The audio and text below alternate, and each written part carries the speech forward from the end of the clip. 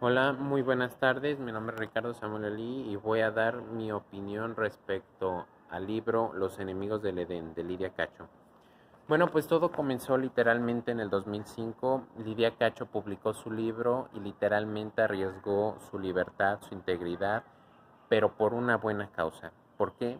Porque desde el capítulo 1 hasta el capítulo 7 de los que les voy a hablar, se muestra cómo el ser humano puede llegar a ser una bestia a espaldas de la sociedad.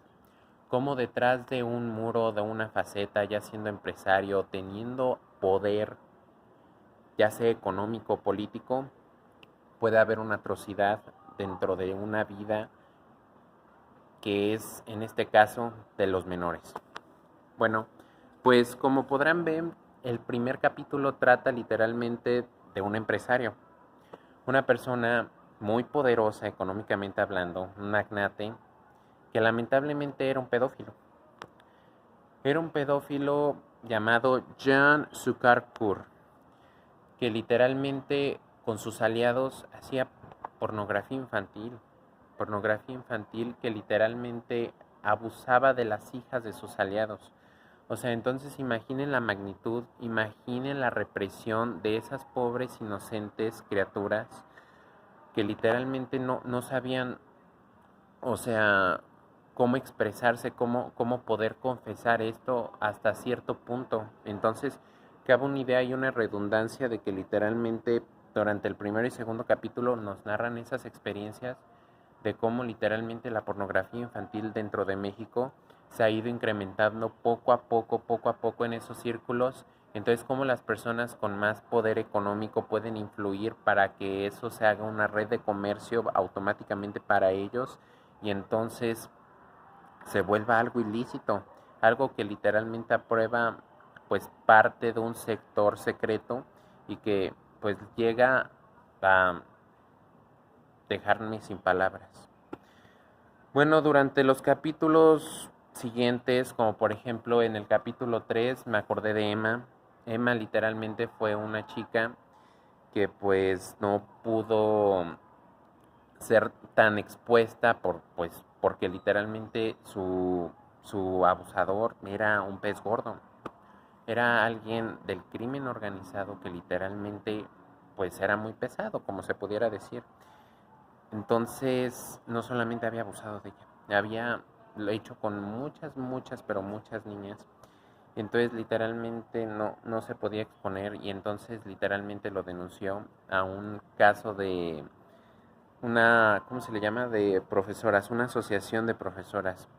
Entonces, mediante esa asociación, pues poco a poco fueron cubriendo las áreas sin revelar mucho de la víctima, que literalmente la influencia en el poder de que el crimen organizado ha tomado posesión dentro de México.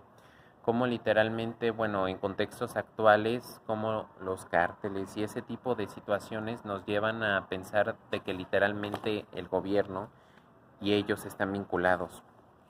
Cosa que literalmente hace pues sonreír a los más, pero más temidos del mundo y hace que literalmente el tráfico de personas se vuelva como algo común, algo consciente, algo que pasa, pero que sucede.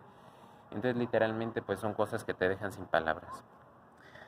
Después de ello, pues en el capítulo 4 y alrededor del 5 se narra pues la política de que como un gabinete de un montón de políticos pues están asociados entre ellos pues por medio de literalmente conexiones de políticas y entonces cómo es posible que las personas que tengan un cargo, una soberanía, algo, un cargo que mande a las demás personas a hacer algo, puedan tener tan poca integridad y tan poca conciencia de personas. Cómo nosotros como mexicanos dirigimos y escogemos a los gobernantes, a los legisladores, a los diputados y a todas las personas que están en la ley, que literalmente no sabemos su pasado, no sabemos qué están haciendo detrás y entonces esto me dejó con un testimonio pues muy fuerte, el de María. El de María literalmente describe como una pequeña, porque pues estaba pequeña, un infante, O sea, llega a transmitir pues algo desgarrador, una experiencia muy mórbida, muy desconcertante. Eso literalmente es la pérdida de la inocencia. No puede haber otro tipo de respuesta, una pérdida de la inocencia.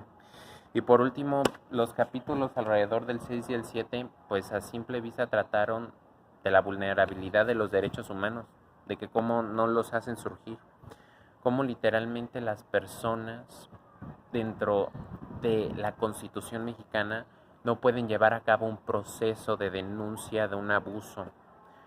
Porque literalmente todas las personas que se narran en el libro, pues tienen traumas, les dejaron traumas, son víctimas. Y a veces son víctimas, pero circunstanciales, las circunstancias, la situación, absolutamente todo dentro de ello estuvo allí. Y entonces literalmente pues te deja pues medio pensando, porque literalmente a través del 6 y el 7 literalmente la testiga es la que ayuda a que se pueda ejercer una declaración, una denuncia respecto a todos esos abusos. Literalmente se pone en los zapatos de la víctima porque era madre y entonces también ha sido hija. Y entonces literalmente esta testiga ayuda a las personas pues a que surja la voz, a que literalmente declaren lo que está pasando. Y entonces literalmente creo que mis opiniones respecto al libro es que literalmente tanto María como Emma, como todas las personas que aparecieron ahí, pues literalmente necesitan una historia que contar. Y entonces Lidia Cacho alzó la voz arriesgando absolutamente todo, pero por ello es la valentía, es la honestidad y es su integridad y entendimiento de la situación y pues todos los datos que recabó que logran hacer literalmente un énfasis en la cultura mexicana que literalmente debemos de tener en cuenta si queremos seguir investigando o haciendo algo, porque es un producto de investigación que literalmente sirve y deja huella para denunciar y para ser una voz para aquellos que no la tienen. Así que muchísimas gracias.